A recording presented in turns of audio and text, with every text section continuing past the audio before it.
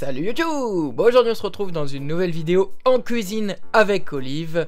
N'oubliez pas de chausser un bon casque ou des bons écouteurs. Tout se fait en audio. Bonne découverte les amis!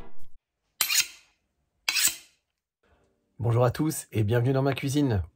Alors pour aujourd'hui, ce que je vous propose, c'est un pigeon que je vais cuisiner dans une sauce au vin rouge. Évidemment, si vous n'avez pas la possibilité d'avoir un pigeon, la recette que je vous propose fonctionnera très bien avec une volaille traditionnelle. Et si vous connaissez un bon volailler qui peut vous avoir un coq, eh bien vous pourrez faire le fameux coq au vin en suivant cette recette avec d'autres proportions. Je vous expliquerai tout ça en fin de recette. Alors moi j'ai un joli pigeon là qui fait dans les 430 grammes à peu près, d'accord? Donc je le laisse entier. Alors après si vous souhaitez le servir par exemple à des invités et que vous voulez que la présentation soit un peu sympa par exemple et que vous faites, je sais pas, 4 pigeons par exemple, vous pouvez demander à votre volailler qui vous le coupe en deux. Comme ça vous servez un demi-pigeon par personne, hein. Un pigeon pour 2 personnes, ça peut paraître peu. Bon après c'est quand même une volaille qui est relativement onéreuse. Donc on sera plus dans de la dégustation, dans de la saveur, hein, plutôt que dans de la gourmandise, on va dire. Voilà. Pour commencer ma recette, j'ai préparé des oignons que j'ai hachés finement et de l'ail que j'ai pressé. J'ai mis un morceau de beurre dans ma marmite. Alors j'ai choisi une petite marmite. Si jamais vous avez besoin d'informations, je vous conseille d'aller écouter la vidéo sur le champignon frais.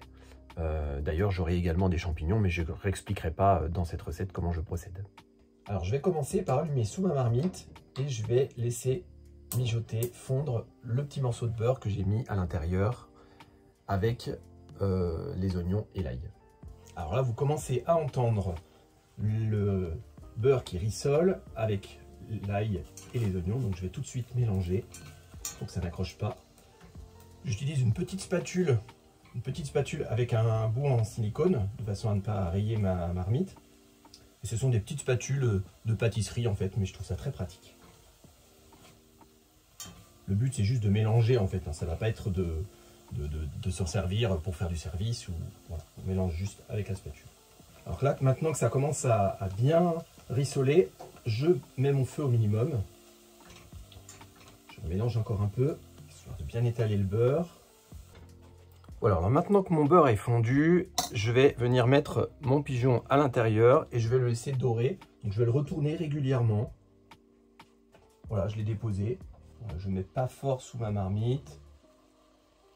Voilà, on entend le pigeon qui commence à dorer dans le beurre. Alors pendant ce temps-là, je vais préparer une carotte que je vais tout de suite éplucher. Alors je vous rappelle, pour éplucher la carotte, je commence au milieu et je fais la première moitié avec mon économe. Évidemment, les légumes ont été nettoyés auparavant, brossés. Alors, il ne faut pas hésiter à passer plusieurs fois l'économe au même endroit si vous sentez qu'il y a des petits bouts de terre sous les doigts. Il se peut des fois, la carotte, c'est pas un légume qui est tout lisse comme une pomme de terre, donc du coup, il y a des petits trous. Et des fois, dans ces petits trous, il y a un petit peu de terre, donc hop, vous les enlevez, même avec le bout de l'économe.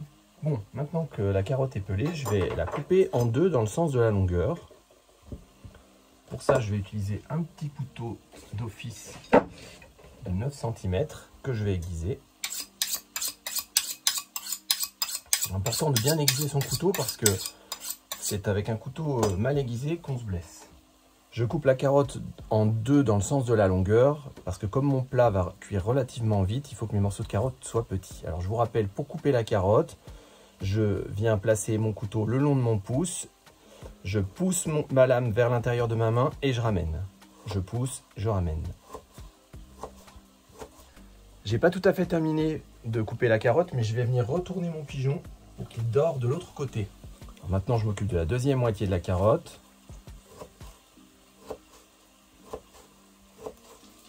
Voilà, alors maintenant que mon pigeon a bien doré, je vais éteindre sous la marmite. Et puis, je vais prendre un morceau de lard fumé que je vais détailler tout de suite. Je vais vous expliquer comment je procède. Alors je vais changer de couteau, je vais prendre le couteau de chef de 20 cm. Je l'aiguise.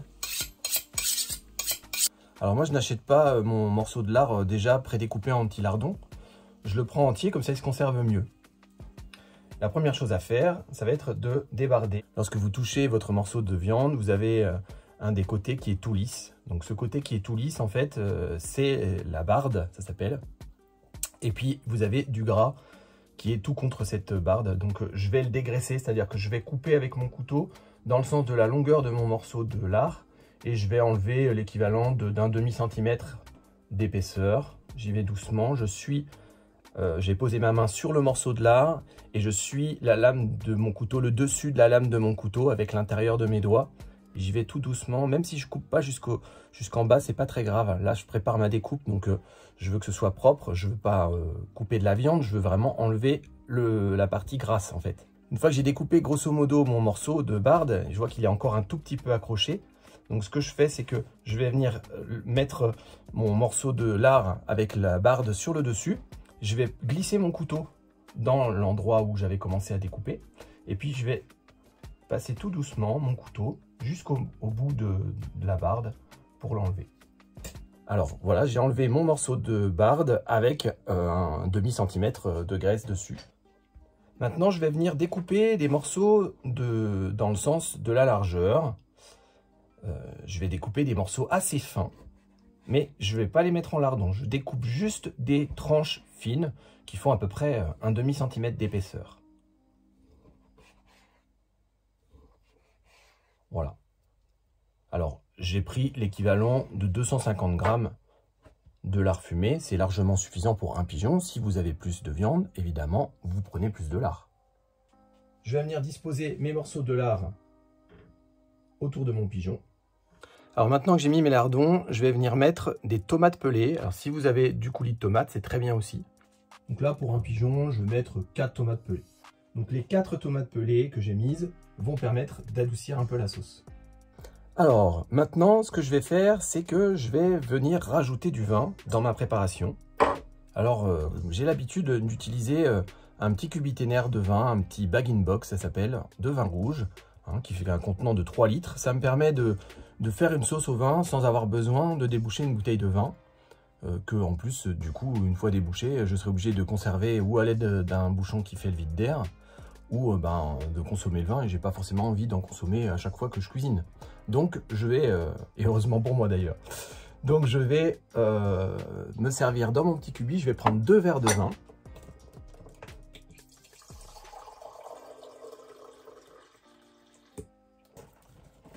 Que je vais aller verser dans ma préparation, dans ma marmite.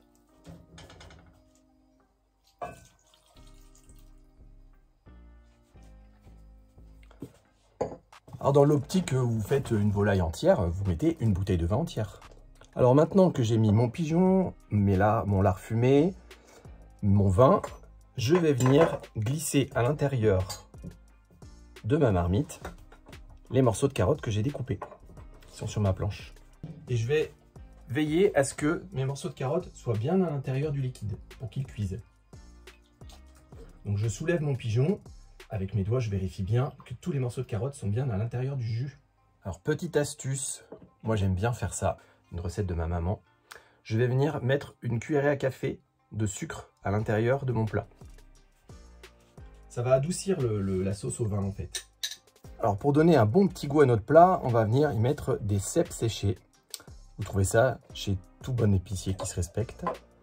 Donc, j'ai des petits sacs avec des cèpes qui sont déshydratés à l'intérieur. Et je prends mes cèpes et je les verse à l'intérieur de ma marmite.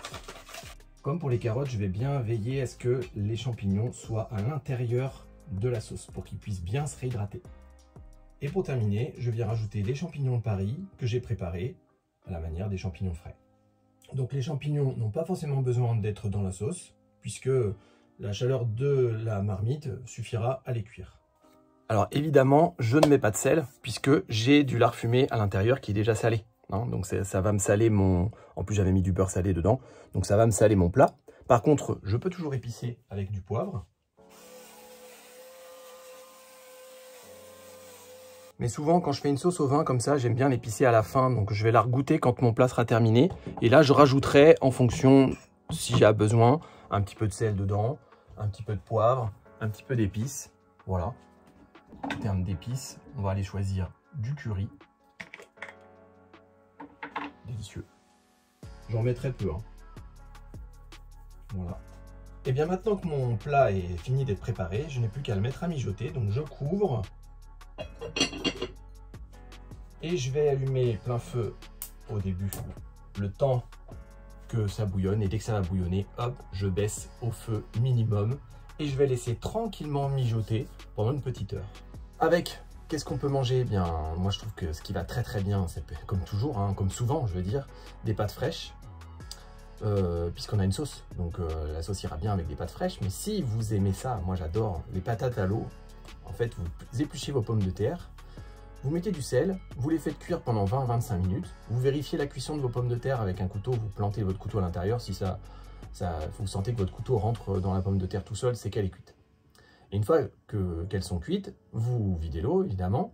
Et puis ensuite, vous prenez les pommes de terre, vous les mettez dans votre assiette avant d'avoir servi votre pigeon. Et vous allez prendre une fourchette, vous mettez un petit morceau de beurre en dessous de vos pommes de terre avant de les servir dans l'assiette. Puis vous allez prendre une fourchette et vous les écrasez à la fourchette. Et vous allez voir que le beurre va fondre, va donner un bon petit goût. C'est une espèce de purée instantanée dans l'assiette, quoi. Et à cela, vous venez ajouter la sauce au vin avec les champignons, les carottes. Normalement, vous devriez vous régaler. Alors tout à l'heure, je vous expliquais que c'est une recette qu'on peut décliner avec des volailles. Donc, si l'on part du principe que vous faites un coq au vin, par exemple, ce sera exactement la même recette. Par contre, les proportions vont changer. Comme je disais tout à l'heure, on utilisera une bouteille de vin entière. Mon morceau de viande de lard sera plus gros. Et puis, je vais demander à mon boucher, lorsque je vais acheter ma volaille, de me la découper en petits morceaux. Au niveau du temps de cuisson, ça restera à peu près la même chose, 1 heure, 1h10, 1h15. De toute façon, vous vérifiez en fin de cuisson si votre viande elle se décolle pas, c'est que ça a besoin de cuire un petit peu plus. Moi, je vous conseille la double cuisson, c'est-à-dire on cuit le samedi pour le dimanche midi. Et le dimanche, vers 11h30, on pose la marmite sur le coin du feu et on la laisse mijoter encore un quart d'heure, 20 minutes, une demi-heure pour que ça fasse une deuxième cuisson. Ça va très très bien pour la sauce au vin. Ça permet à la viande de bien s'imbiber et de prendre le bon goût des cèpes, des carottes et puis du vin, bien sûr. Voilà. Et bien écoutez, je vous souhaite un très bon appétit et je vous remercie de m'avoir écouté. Alors, ça vous a plu? Si vous avez toutes questions, suggestions ou interrogations, n'hésitez pas en section commentaires, on se fera un plaisir que ce soit Olive ou moi-même à vous répondre. N'hésitez pas à vous abonner à la page Facebook et à la chaîne YouTube pour être au courant de toutes les dernières sorties et actualités. Également les amis, partagez le contenu, ce sera important pour nous et pour ceux qui souhaitent apprendre à faire de bons plats. Bon appétit, à la prochaine!